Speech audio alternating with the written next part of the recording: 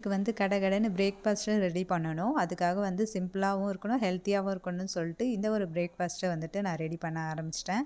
இது பார்க்க எப்படி இருக்குது, அப்படியே வந்து சப்பாத்தி மாதிரி இருக்கு இல்லையா, ராகி சப்பாத்தி மாதிரி இருக்குது. ஆனால் ராகி சப்பாத்தி இல்லை, அடை தான் இது. உடனே வந்து நான் ராகி மாவில் சின்ன வெங்காயம் பொடி பொடியாக நறுக்கி போட்டுட்டு, பச்சை மிளகா அப்புறம் உப்பு சேர்த்து பிசைஞ்சு எடுத்துக்கிட்டேன். இது கூட முருங்கைக்கீரை போடுவாங்க. முருங்கைக்கீரை நான் கண்டிப்பாக போடுவேன் எப்போவுமே.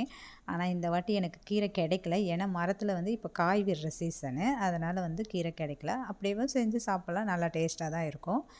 அதுக்கு வந்து நான் பிசைஞ்சு வச்சுருந்துருக்க மாவு உருண்டையை வந்து வாழை இலையில் லைட்டாக வந்துட்டு எண்ணெய் தேய்ச்சிட்டு, அதுக்கப்புறம் அந்த உருண்டையை உள்ளே வச்சு மேலே ஒரு அதே மாதிரி வாழை இலையை வச்சு எண்ணெய் அதுலேயே ஆயில் அப்ளை பண்ணிவிட்டு, அப்படியே சப்பாத்தி கட்டையை வச்சு நம்ம தேய்ச்சி விட்டோன்னா அப்படி ஒரு மெலிசாக வந்துடுது. எனக்கு வந்து அதிலே வந்து டேரெக்டாக வந்துட்டு தோசைக்கல்லிலே வந்துட்டு தட்டுவாங்க. அப்போது வந்து அது மேலே எடுத்துகிட்டு வரும். அப்போது வந்து புட்டை புட்டியாக அப்படி வந்து தடிசாக வேறு வரும், திக்காக வரும்.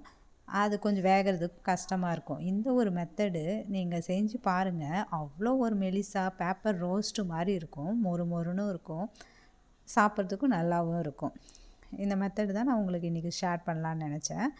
ஸோ வந்து தோசைக்கல்லில் வந்துட்டு நல்லா ஹீட் ஆனதுக்கப்புறம் கொஞ்சமாக ஆயில் போட்டுட்டு, நம்ம வந்து அப்படியே அந்த திரட்டி வச்சதை வந்து இலையோடு சேர்த்து கவுத்துட்டு, அப்படியே இலையை மட்டும் லைட்டாக எடுத்துக்கிட்டு 2 பக்கமும் ஆயில் கொஞ்சம் கொஞ்சம் விட்டு நல்லா வந்து மீடியம் ஃப்ளேமில் வச்சு வேக வைங்க. அப்போ தான் நல்லா வந்து கருகாமல் சூப்பராக வந்து வெந்து வரும். இந்த வீடியோ பிடிச்சிருந்தால் லைக் அண்ட் சப்ஸ்கிரைப் பண்ணுங்கள்.